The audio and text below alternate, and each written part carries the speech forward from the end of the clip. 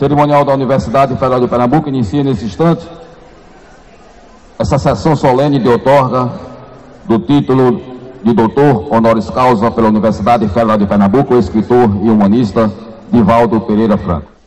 Boa noite a todos os presentes.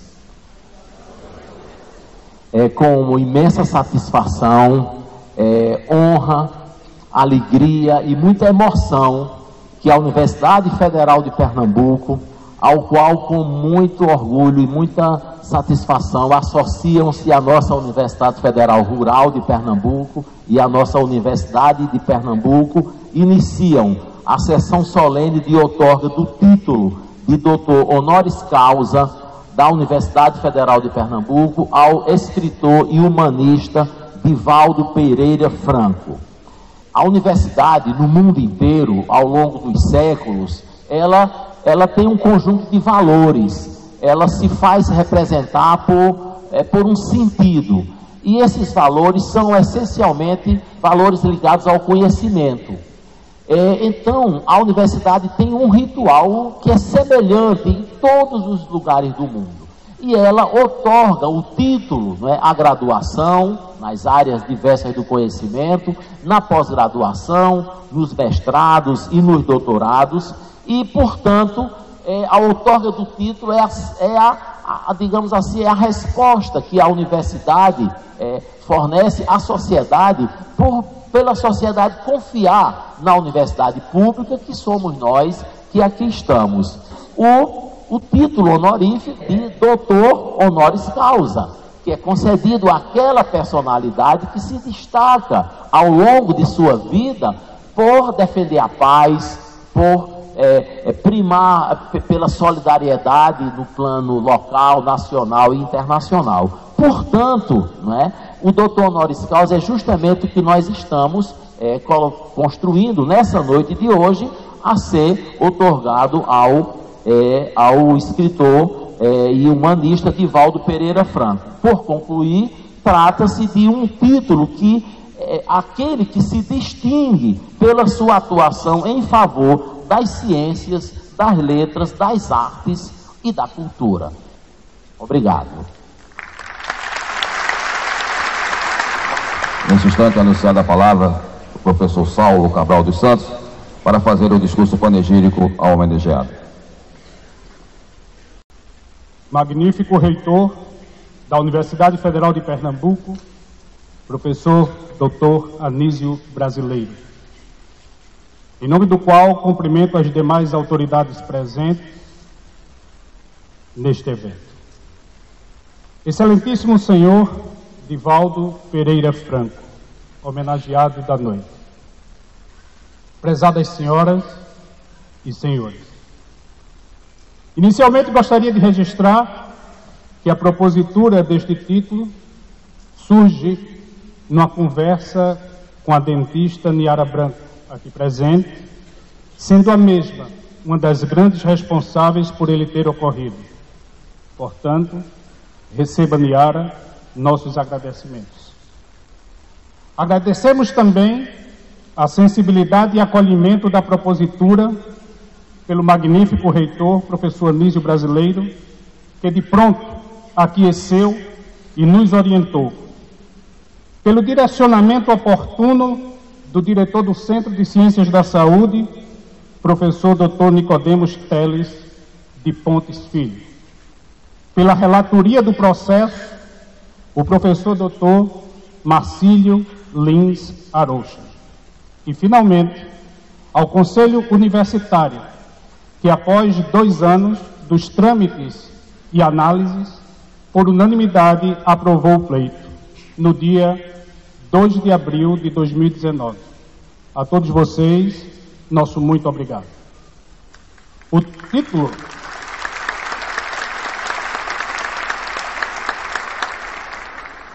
título de doutor honoris causa é uma honraria destinada a pessoas que tenham contribuído para o progresso da universidade, da região ou do país, ou pela sua atuação em favor das ciências, das letras, das artes ou da cultura. No dia 5 de maio de 1927, Na cidade de Feira de Santana, na Bahia, nasce, numa família pobre do interior nordestino, o 13º filho do casal Ana e Francisco. Aquela criança estranha e perturbada, para muitos, era chamada Didi. Da sua infância, não há lembranças de ter tido roupas novas em algum momento. Frequentemente usava camisas remendadas. Seu comportamento terno e diferente e as primeiras manifestações de suas faculdades paranormais lhe renderam muitas surras sob acusação de carregar coisas do demônio. Aos 12 anos de idade, no ano de 1939, presidiu a Cruzada Eucarística, pois pensava em ser seminarista ou médico, sinalizando desde cedo suas tendências humanitárias. Em 1945, se muda para Salvador e se torna funcionário público do IPASE, Instituto de Previdência e Assistência dos Servidores do Estado da Bahia, onde trabalhou como datilógrafo por 35 anos até se aposentar.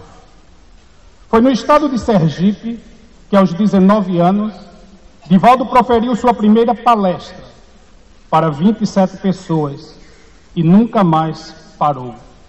Hoje, aos 92 anos, Divaldo já superou a incrível marca de 15.000 palestras proferidas em todos os continentes, da África à Oceania, da Ásia à Europa, em todas as Américas.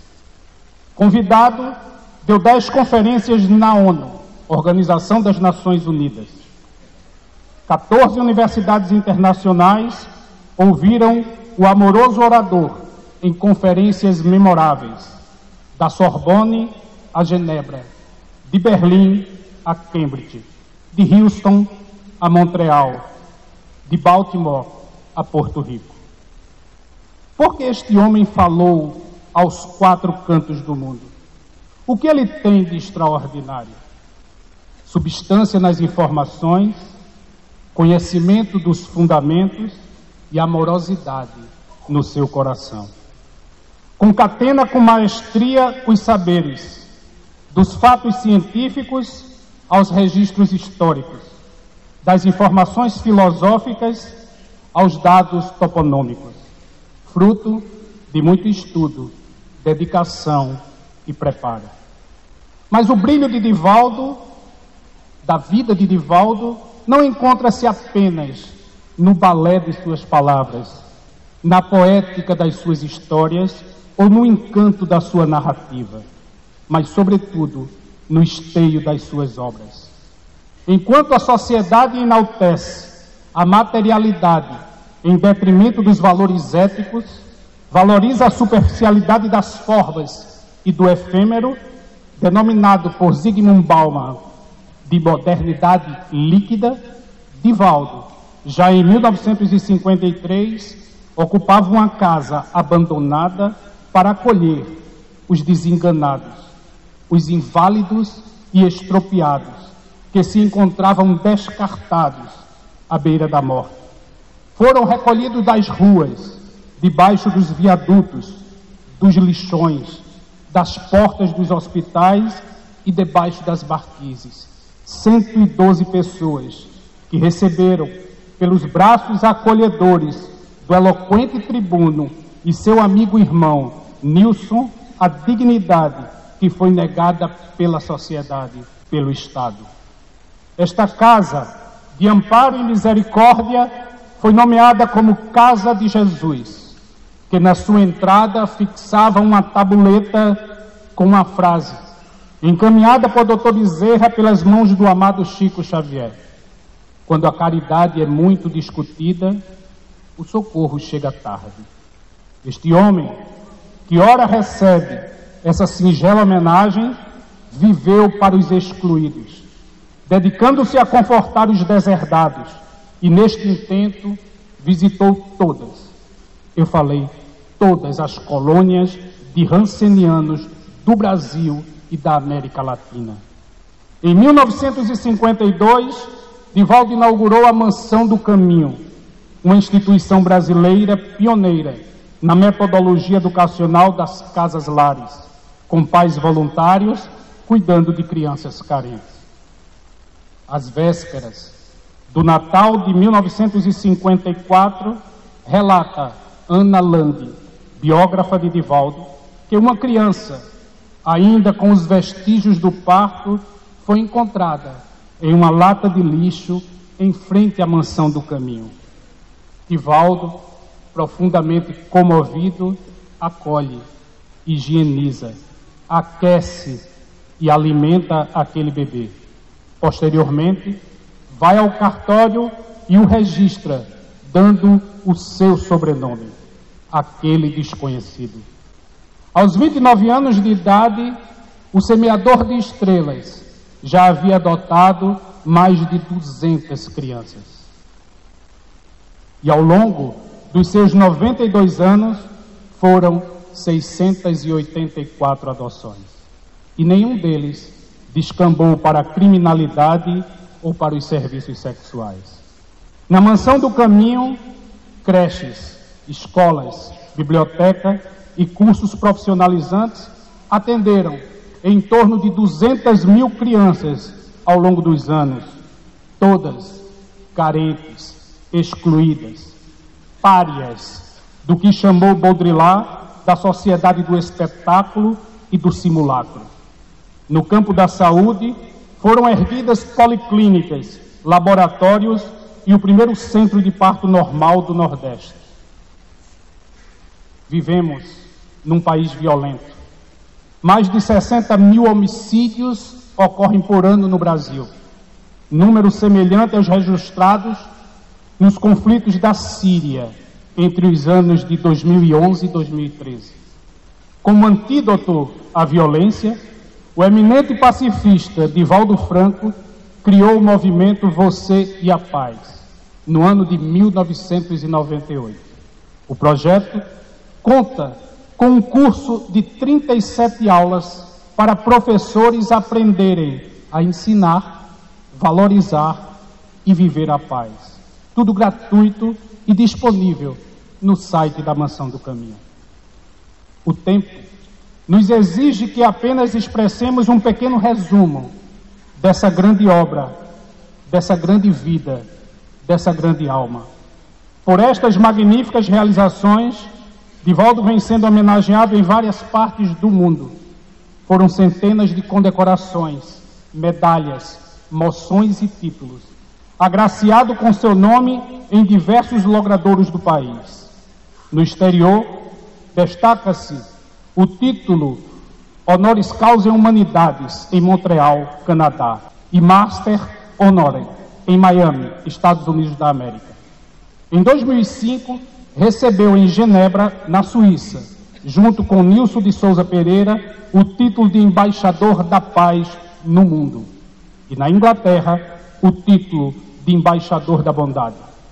Carregado de sabedoria, Divaldo diz não merecer as inúmeras homenagens recebidas, porque, diferente da maioria de nós, que caminhamos olhando para trás para nos sentir maior que os retardatários, Divaldo, como homem livre, percebeu o infinito diante dos seus próprios olhos e se tornou genuinamente humilde pelo alargamento das suas percepções, se desvencilhando das cercanias aprisionadoras do ego.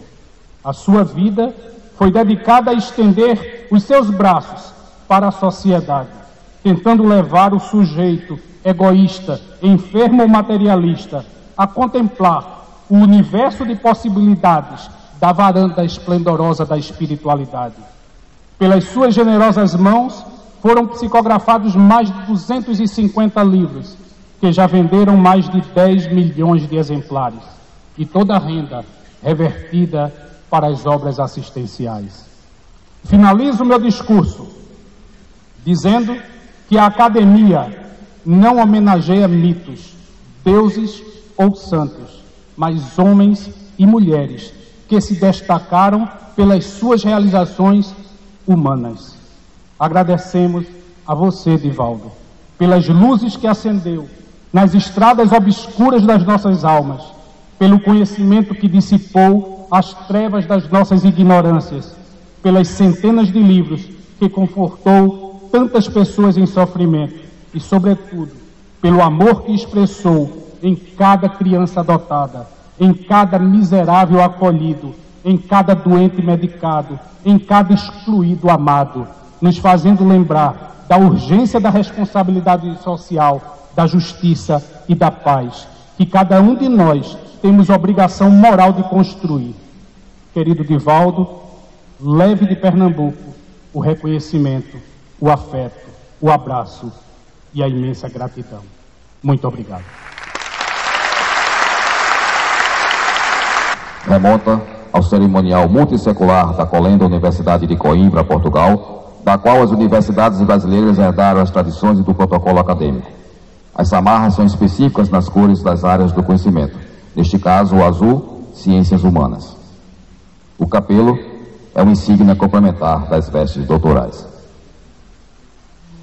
De acordo com as leis da República Federativa do Brasil e com os poderes que me são conferidos, eu, Anísio Brasileiro de Freitas Dourado, presidente do Conselho Universitário e reitor da Universidade Federal de Pernambuco, concedo ao humanista Divaldo Pereira Franco o título de doutor honoris causa da Universidade Federal de Pernambuco, podendo o agraciado fazer uso de todos os direitos e prerrogativas inerentes a esse título e grau. Assim o concedo. O reitor, neste momento, coloca o capelo na cabeça do agraciado.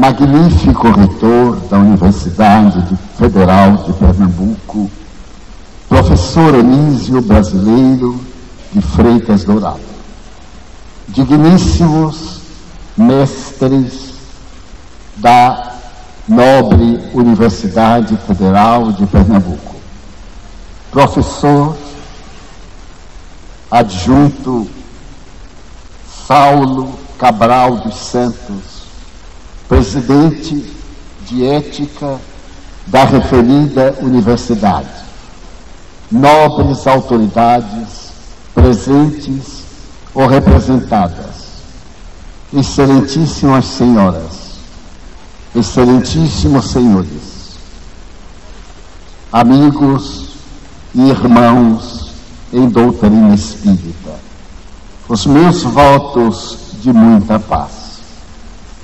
No passado, Marco Cícero, o grande filósofo latino, asseverou que a história é a pedra de toque que desgasta o erro e faz brilhar a verdade. 16 séculos depois, Lord Bacon afirmaria que uma filosofia superficial conduz a mente do homem ao materialismo, enquanto uma filosofia profunda produz o pensamento social à verdadeira religião. No bojo histórico desses dois parâmetros, vale recordar que no século XVII, homens e mulheres notáveis levantaram-se para separar a ciência da tradição religiosa. Hobbes, Gassendi e Locke estabeleceram os princípios da análise científica a fim de penetrar-se na realidade da criatura humana. A partir do século XV, a Revolução Cultural começou a colocar a madrugada do conhecimento nas trevas da Idade Média. Desde o momento quando Nicolau Copérnico apresentou a teoria heliocêntrica, combatendo com habilidade o pensamento geocêntrico de Aristóteles e de Santo Tomás de Aquino, era impossível aceitar-se uma fé de natureza tradicional, quando o empirismo abandonava as suas perspectivas para dar lugar ao nascer da futura sociologia, das ciências naturais e das doutrinas de investigação pela inteligência. Durante o século XVI, com a descoberta do Brasil, antecipada pela conquista da América, a velha tradição bíblica experimentava no seu bojo um grande combate ao ser apresentada como não linguagem divina. Porquanto Galileu Galilei, utilizando-se da observação doméstica em um telescópio realizado na intimidade do lar, pôs em xeque a revelação tradicional, asseverando que a Terra não era fixa, era móvel, sendo fixo o Sol, mas tampouco a sua fixação seria uma parada no universo. O sistema heliocêntrico movimentava-se de maneira fascinante e que se podia observar pela colocação das estrelas.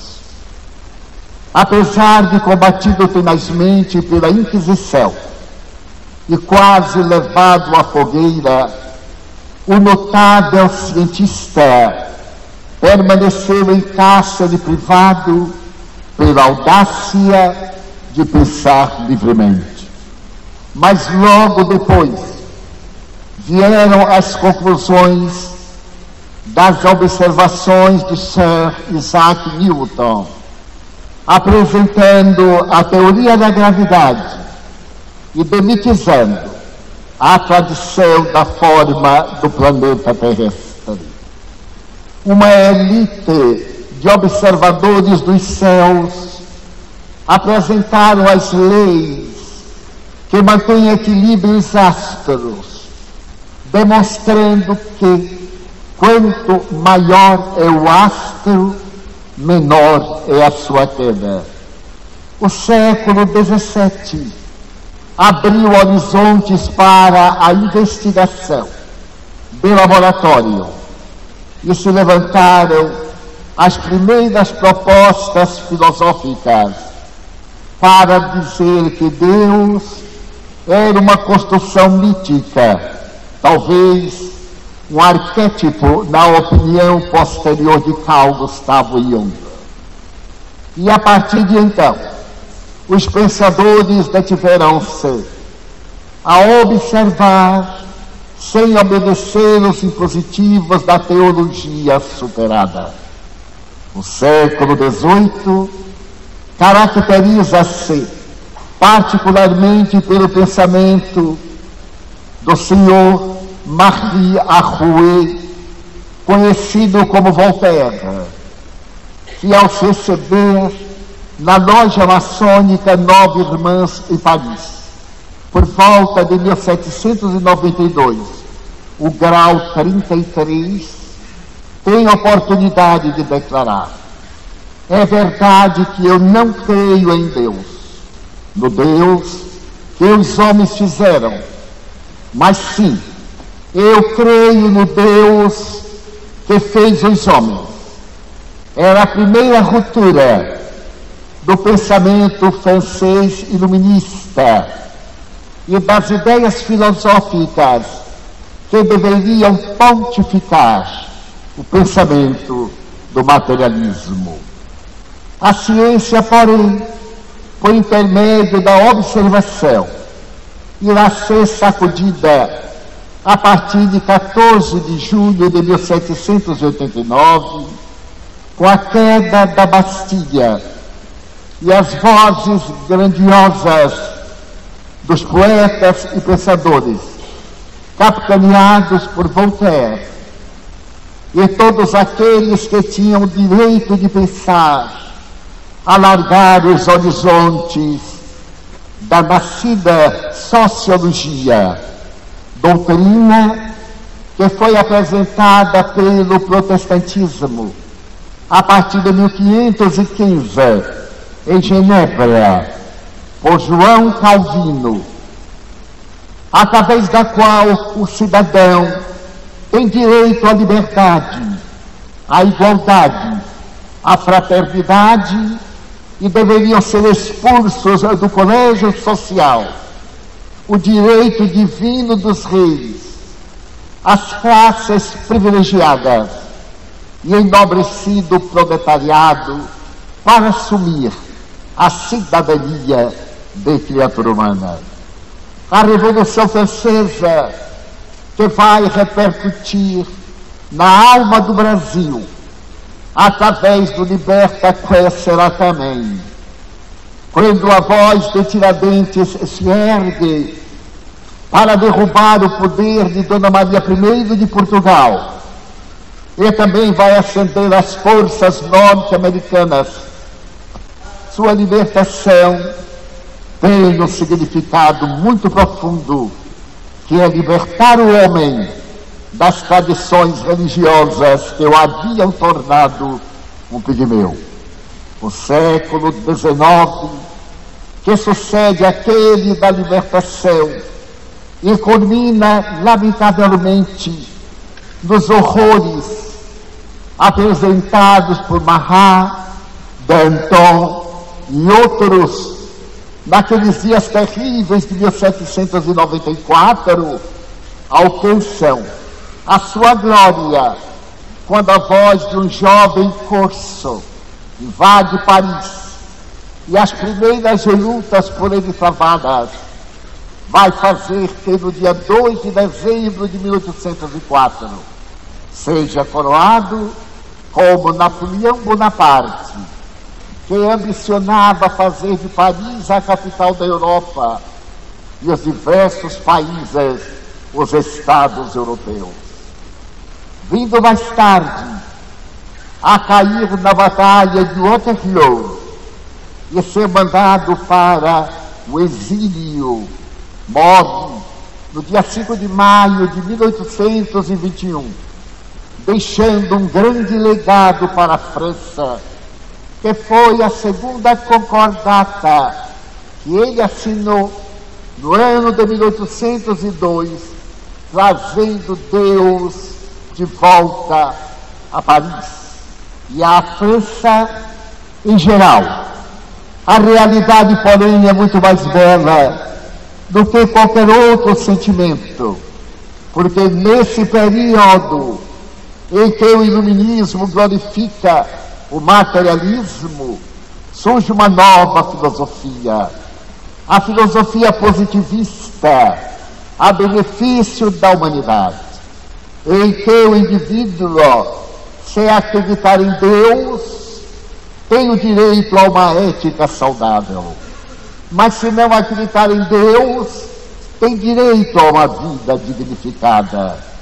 E esse trabalho notável vai consolidar não mais o iluminismo, senão a perspectiva de uma filosofia profunda, como asseverara Bacon, levando a uma estrutura religiosa.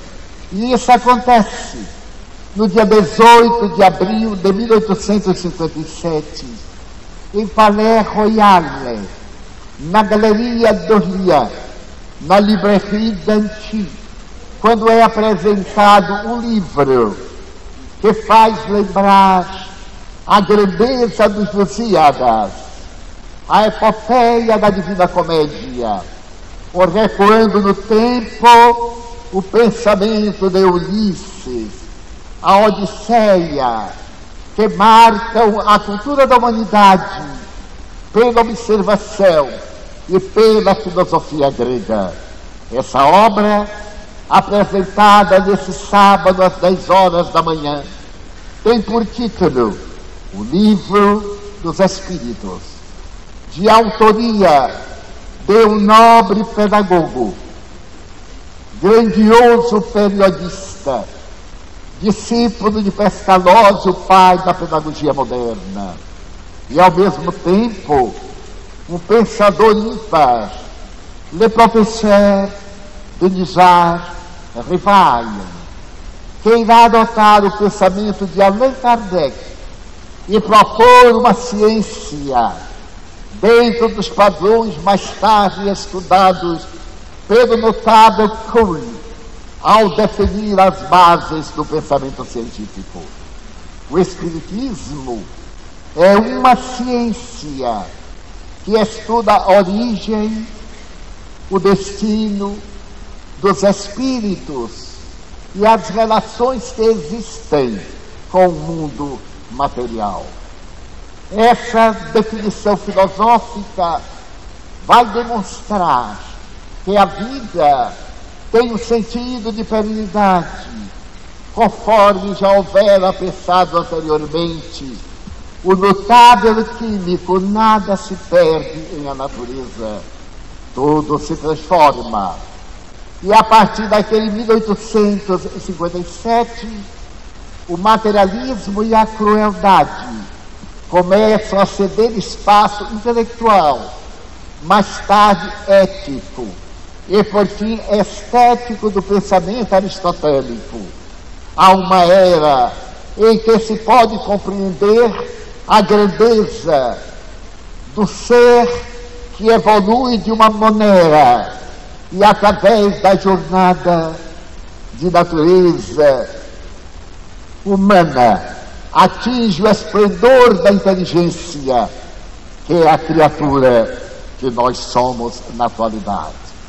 Este processo antropossócio-psicológico atinge o seu apogeu quando a ciência física, depois de 1872, com os raios catódicos de William Crookes, abre espaço para que o Röntgen, colocando uma chapa fotográfica na mão de sua mulher e colocando-a sob o tubo catódico, fotografa os ossos internos e é descoberto o raio-x, por ignorar-se a sua constituição.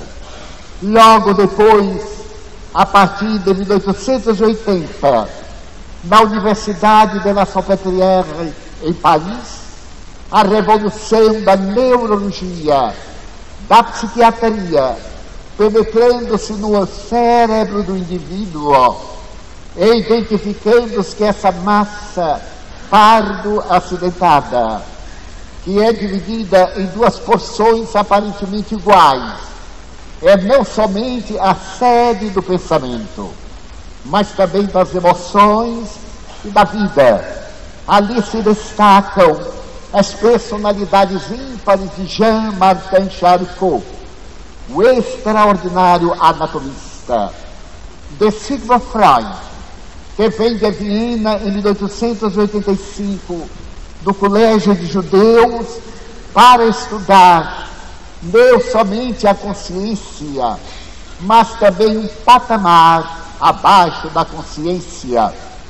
A alma dócil desse notável Carl Gustav Jung, que vai identificar o porão mais profundo do cérebro humano, o inconsciente, que irá desdobrar em duas porções, o individual e o coletivo, e apresentar na área da psicologia a doutrina dos arquétipos, a partir do arquétipo primordial, dos arquétipos que diferenciam as criaturas humanas e em cuja linguagem podemos encontrar o renascimento da imortalidade do espiritualismo. Logo depois, em janeiro de 1905, Albert Einstein terá a ocasião de apresentar o rascunho da teoria da relatividade do tempo e do espaço é igual a mc2, confirmando mais tarde e apresentando que aquela partícula que Demócrito dizia ser indivisível pode ser perfeitamente penetrada. E a física linear de Newton cede lugar à grande preocupação dos modernos físicos conceptuais, e nasce a física quântica, que se vai coroar em 1925 na Escandinávia com a física da complementaridade, o princípio da complementaridade. Exatamente quando se descobre que a luz é matéria, porque ela é constituída de uma energia que recebe o nome de fóton, e na sua ondulação ela é energia e é matéria, podendo viajar com uma velocidade de 300.000 quilômetros por segundo, e fazer que, na teoria da complementaridade, pudéssemos entender que tudo é energia que se condensa em matéria, e toda matéria que se desagrega volta ao estado de energia. Então, só existem no universo, irá declarar o egrégio professor Denis Arribaio, o Allan Kardec, existem Deus, o Espírito e a matéria. O Espírito que se condensa, a matéria que se desagrega, o ser que é derivado de Deus. E porque Deus estava muito gasto na filosofia, na ética, na literatura, o professor Arribaio, ao apresentar a sua obra de filosofia científica, teve a preocupação de interrogar: quer-se que de que é Deus? Quando se costumava perguntar desde Descartes, quem é Deus? E nós tínhamos aquele Deus que os homens fizeram, da opinião de Voltaire. Então, quando Allan Kardec pergunta que é Deus, a resposta é quântica da física. Deus é a inteligência primeira, que ideia fantástica, que é a causa de todas as coisas. É a energia suprema. É o que teve a ocasião de dizer Buda. Por que a preocupação de definir Deus, espaço e tempo? Somente tempo, espaço e Deus podem definir Deus, espaço e tempo. Porque na hora em que se definir, eles se tornam relativos, mas são absolutos. E o absoluto não cabe numa definição. Então Allan Kardec interroga: mas que prova se pode ter de Deus? E a resposta é astrofísica. Você pode ter a ideia de Deus no axioma que aplicais às vossas ciências. Todo efeito vem de uma causa. Logo, tudo aquilo que não foi feito pelo homem, por Deus foi feito. Vede os astros. Hoje teríamos a ocasião de dizer: examinai o céu estrelado e contemplai os 200 bilhões de formações de astros, de galáxias, que diariamente são devoradas pelos buracos negros, e são formadas outras da poeira estelar. Então nós vemos a ciência dar uma volta sobre si mesma para encontrar a causa absoluta da realidade. E as investigações prosseguem. E no ano passado, por volta do mês de março, no desacelerador de partículas entre a França e a Suíça, é descoberta uma partícula quando dois prótons chocam-se no subsolo, e aqueles dois prótons eliminam uma partícula luminosa, rápida, tão rápida como o pensamento, que só pode ser fotografada a mais de 10 mil metros abaixo do subsolo, com velocidade de máquinas muito céleres, e que recebeu o nome de bóson.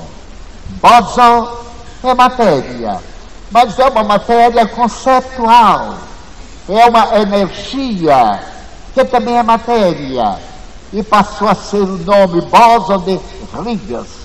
Higgs foi o físico quântico que há 60 anos concebeu-a, mas nunca pôde provar. Provou matematicamente. Daí a física quântica passou a ser a física das probabilidades, em que não se necessita provar, porque ela existe pela probabilidade da sua própria realidade. O mundo se transformou num campo de energia. Em 1966, o astrofísico inglês Firth declarou ipsis verbis: eu acabo de encontrar o Espírito. O Espírito, para mim, é uma partícula. A partícula Mindon, mente. Ele é constituído de partículas de mente, semelhantes à eletricidade e à gravidade. Onde está a gravidade? Onde está a eletricidade? Não podem ser palpáveis. No entanto, são duas das 4 forças que sustentam a Terra na sua gravitação em volta do Sol. Porque temos aí a força quântica forte e a força quântica fraca. O universo é esse povoado de energia. E o Dr. Fischer parece que se inspirou no outro astrofísico James Jeans. Em 1964, ele declarou à imprensa inglesa: antes, nós cientistas pensávamos que o universo era uma grande máquina. Hoje, todos acreditamos que o universo é um grande pensamento, porque se dilata e se contrai, sendo uma energia que pensa, que produz, porque o nada, infelizmente, nada pode produzir. É um alarme nas ciências.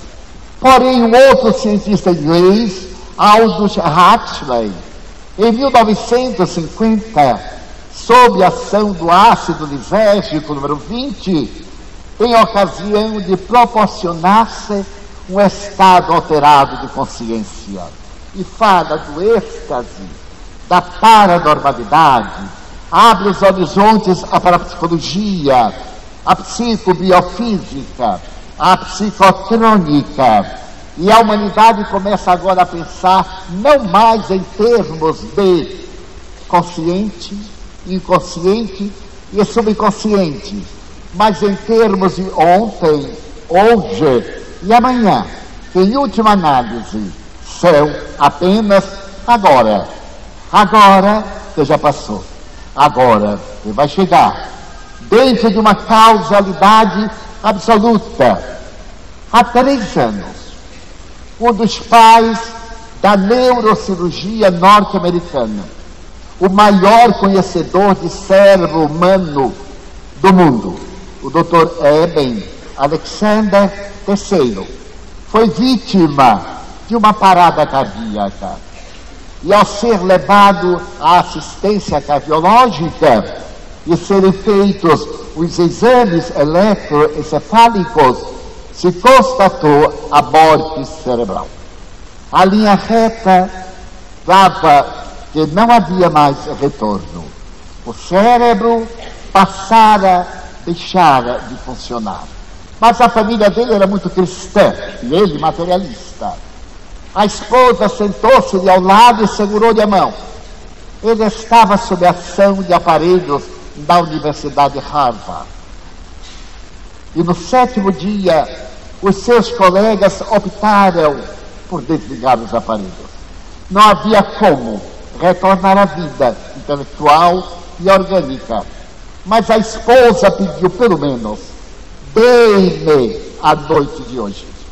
E amanhã desligaremos os aparelhos.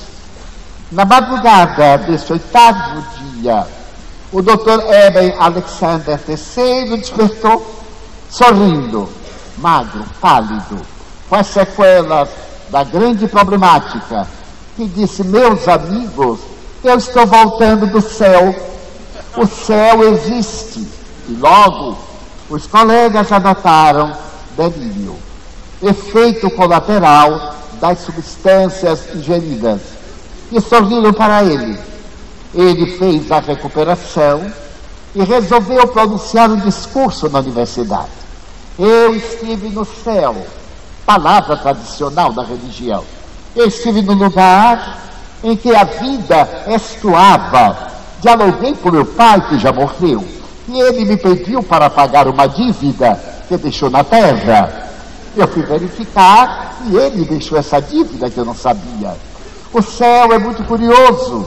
A terra parece com um pouco lá, sendo que lá é muito melhor. Eu tive a ocasião de dialogar, e não me digam que é delírio cerebral, porque eu sou a maior autoridade em conhecimento do encéfalo. E nada pode ter interferido, porque o meu cérebro estava morto, sem oxigênio. E esse oxigênio não funciona. Mas eu pensava, eu fui buscar meu filho na universidade, assim que eu tive a crise, para que ele soubesse que eu estava vivo. Eu acompanhei os meus colegas e eu vi o momento quando a minha mulher teve a oportunidade de pedir mais uma noite para mim, dar-me uma chance. Então os colegas ficaram aterrorizados. E é como se isso não bastasse, ele escreveu o 2º livro, O Mapa do Céu, mostrando as localizações que estão incertas em 2 obras. Nosso Lar, de André Luiz, que ele não leu, é claro, e A Vida Além do Véu, que foi publicada na Inglaterra e escrita mediunicamente por um pastor protestante.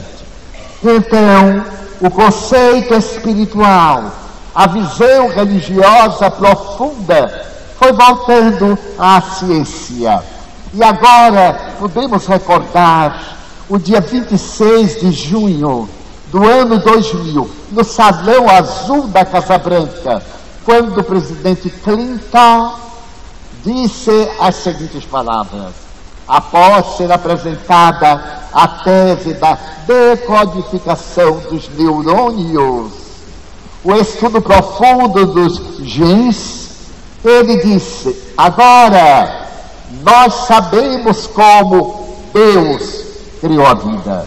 Mas esta frase não é do presidente Clinton, é dos geneticistas que prepararam o discurso para ele ler. Especificamente, esta frase é do Dr.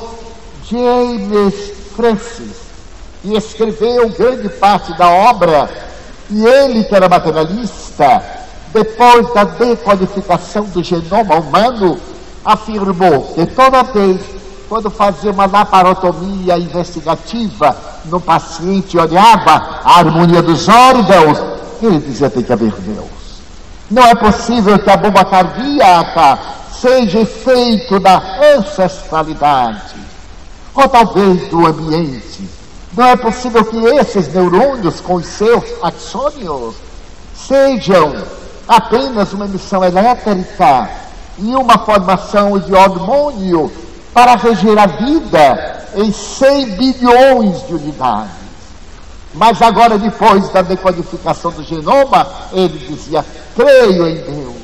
E colocou na boca do presidente da República Americana que tem ideia teórica do Deus bíblico e dos 6 dias da criação. Agora, nós sabemos como Deus fez a vida. Era a teoria de Charles Darwin, publicada em 1859 em Londres, do evolucionismo.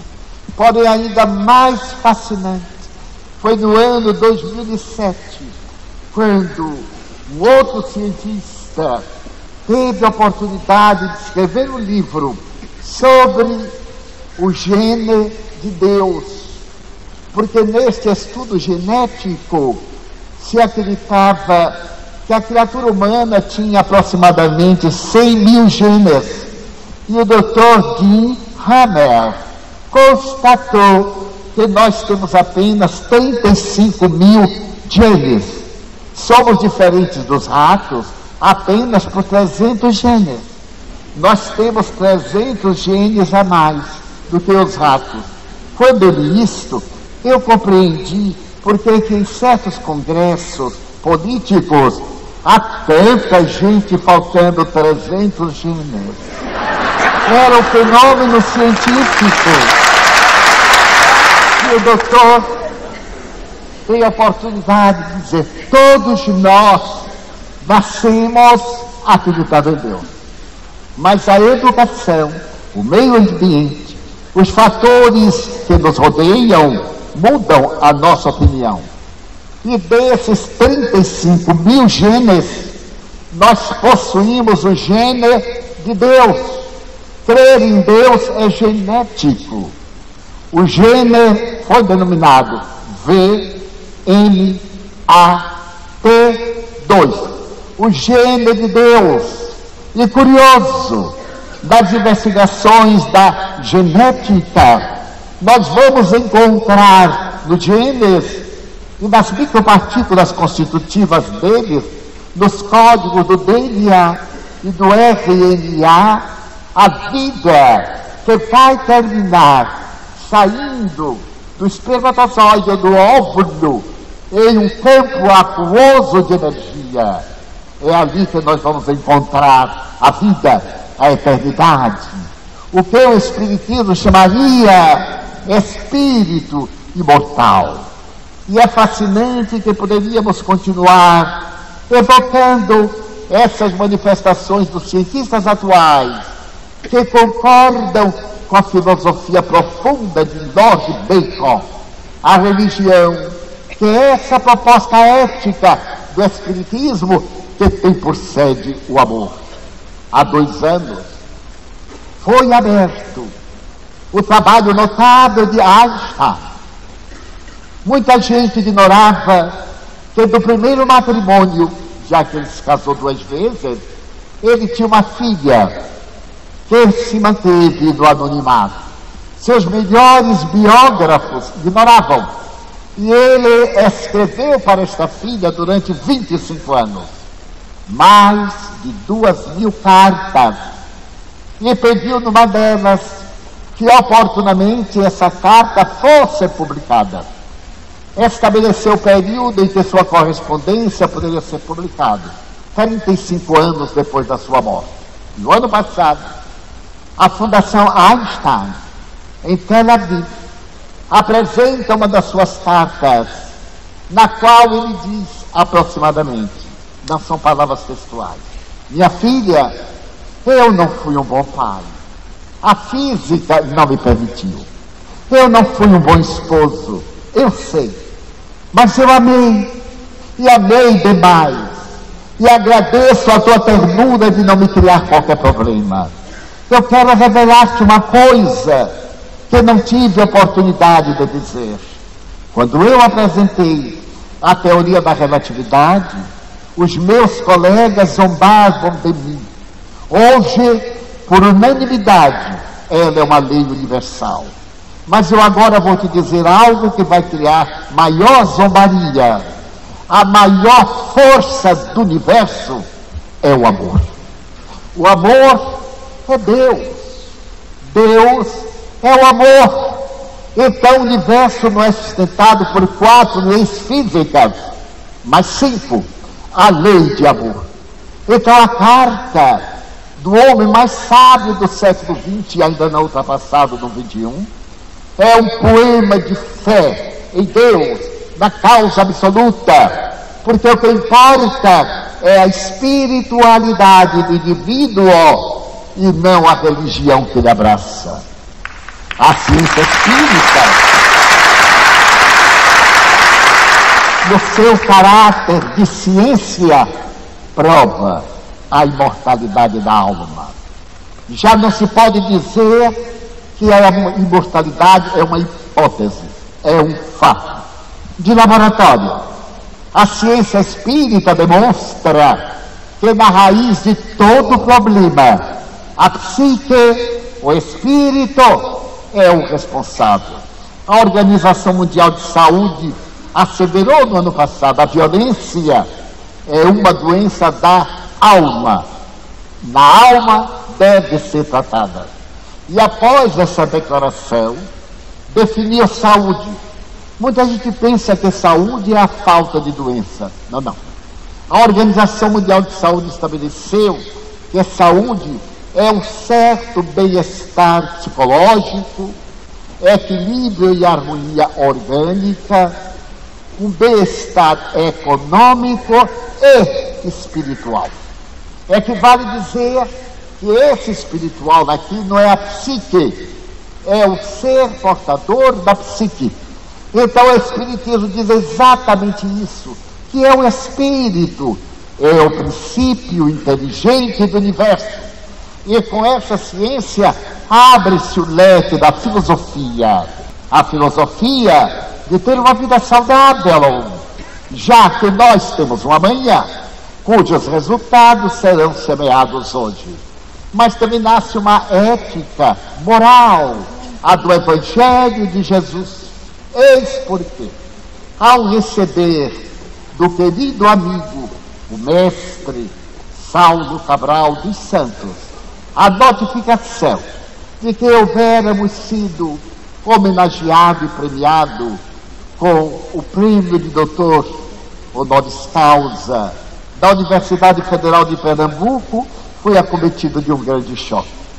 Porque a minha vida simples deu um homem braçal da solidariedade, de alguém que apenas ama e compreende que tem o dever fazer a outrem o que desejaria que outrem lhe fizesse. Nada além. E que desde os 4 anos passou a ter uma vista dupla.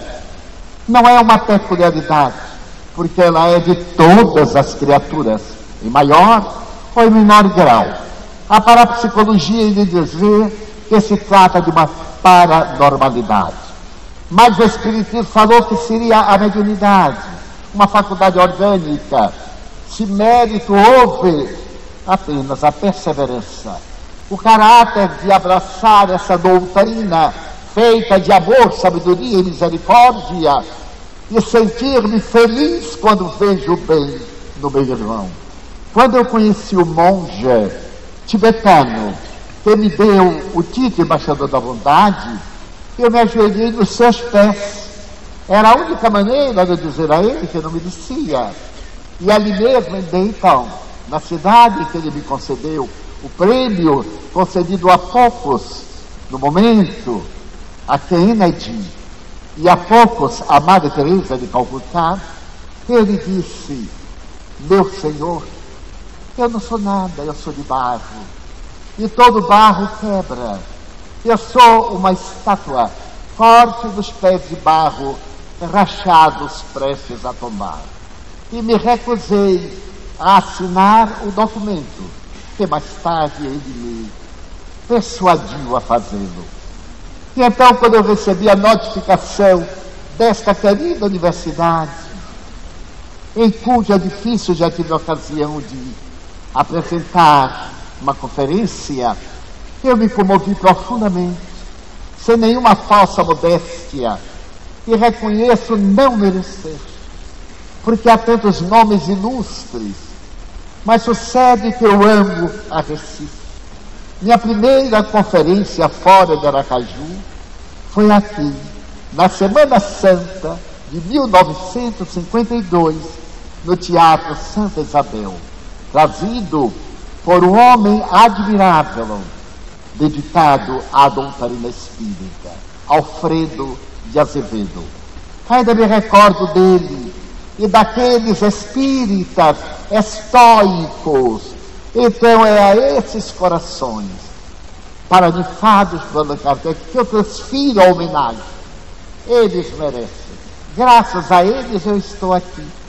Mas eu aceito, sim, o carinho da grandiosa universidade, a ternura do professor Saulo, que me contou sorrindo que ele me ouviu quando sua mãe estava grávida e eu proferi uma conferência. Ele disse que escutou a conferência e agora, alguns anos depois, ele veio me abraçar, apresentando ao Folim do Colégio essa proposta que foi aceita pela alma gloriosa dos libertadores, que no passado, apesar da grandeza da alma holandesa, entre Recife e Olinda, criaram o Arraial de Bom Jesus e expulsaram daqui os estrangeiros, deixando na nossa querida Recife os seus canais que fazem lembrar as cidades importantes que o seu nobre governador, que nos deu as primeiras pontes, edificou nesta terra abençoada.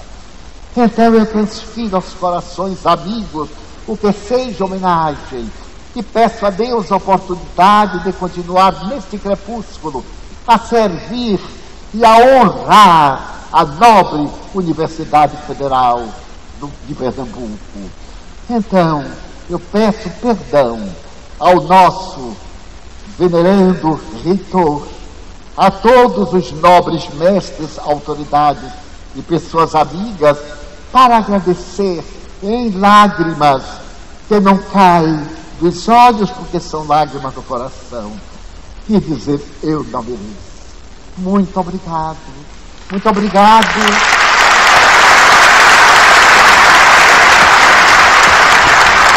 Alma gloriosa de Pernambuco, pela gentileza, pelo carinho e pela visão de erguer as partículas e transformá-las em galáxias. Muito obrigado. Que Deus, de misericórdia, nos abençoe para que a alma pernambucana seja, em a nacionalidade brasileira, o estoicismo dos dias recuados da libertação, a coragem, a beleza, a harmonia da sua música, das suas danças, do seu folclore e, sobretudo, da alma generosa e boa a que aprendi a amar. Muito obrigado.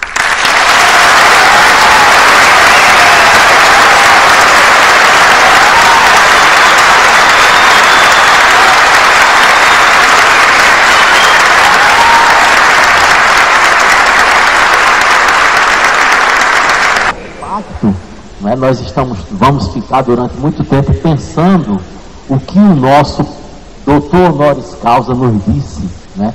O senhor mostrou a importância das humanidades, né? As vestes talares em azul, a importância da filosofia, a importância da sociologia, da história, a compreensão da natureza humana, a importância da física. Isso é o sentido da universidade. O que nós temos muito a agradecer a todos os presentes, muito a agradecer ao senhor, a presença, cumprimento novamente a magnífica reitora, a nossa vice-reitora, todos os presentes, expresso a importância da nossa pró-reitora de Extensão e Cultura, Cristina Nunes, aqui na mesa. Por quê? Porque nosso doutor honoris causa, a extensão e a cultura, elas representam o sentido maior da universidade, que é exatamente o intercâmbio de saberes, não é? O senhor nos mostrou aqui a importância do pensamento social, que tem a ver muito diretamente com aquilo que é o patrono da educação brasileira, Paulo Freire, não é? Aquele que percebeu, não é? Eu acho que a sua é isso, né?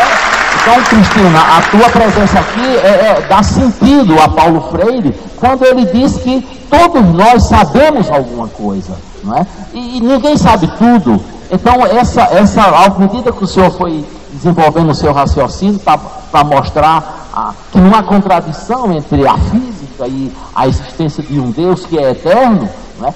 É aquilo que Paulo Freire disse, nós aprendemos uns com os outros. E isso é a expressão maior do amor, que foi a mensagem que o senhor nos colocou. Portanto, estamos absolutamente em sintonia. Aquilo que é a universidade pública, aquilo que é a universidade brasileira, que é a UFPE, que é a Universidade Federal Rural, que é a Universidade de Pernambuco, ao otorgar com imensa honra e satisfação ao título de Dr. Honoris Causa, nós o convidamos a ser um embaixador da educação brasileira, não apenas no Brasil, mas no mundo inteiro. Que o senhor possa nos representar, que o senhor possa expressar ao mundo inteiro aquilo que é o sentido da universidade, o conhecimento, o respeito à diversidade, a justiça social, a democracia. Portanto, são valores universais, né? Que se reforçam, né? E que se afirmam, e que esse título seja uma grande oportunidade para nós repensarmos o Brasil, um país lindo, um país generoso, um país com tantas oportunidades. Muito obrigado a todos os presentes, muito obrigado aos nossos representantes, e muito obrigado ao senhor por ter aceito, não é, generosamente o título de Dr. Honoris Causa da Universidade Pública Brasileira. Muito obrigado, uma boa noite e até muito breve.